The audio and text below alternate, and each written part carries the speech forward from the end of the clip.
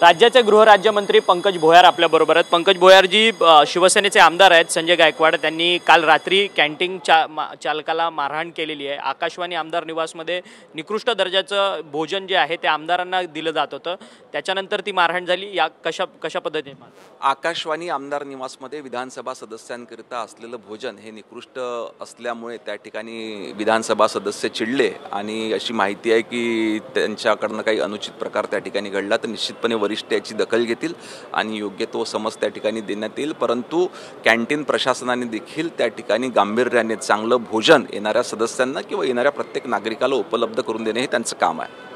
परंतु अशा पद्धतीची पावलं आमदारांना उचलावी लागतात। सातत्यानं ह्या कॅन्टीनच्या तक्रारी ज्या आहेत त्या समोर येताना पाहायला मिळत होते।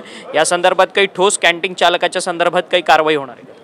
चांगल्या पद्धतीचं भोजन पुरविणं हे त्या ठिकाणच्या कॅन्टीन प्रशासनाचं आणि कर्मचाऱ्यांचं काम आहे। निश्चितपणे ही बाब गंभीर असून त्यावर योग्य ती कारवाई करण्यात येईल।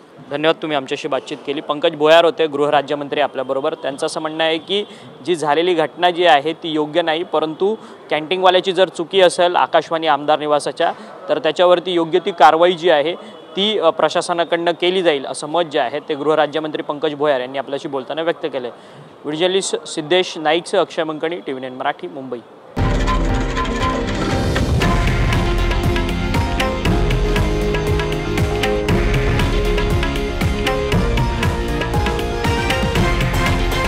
हे आहे देशातील नंबर 1 न्यूज नेटवर्क आणि आपण पाहत आहात TV9 मराठी, एकमेव।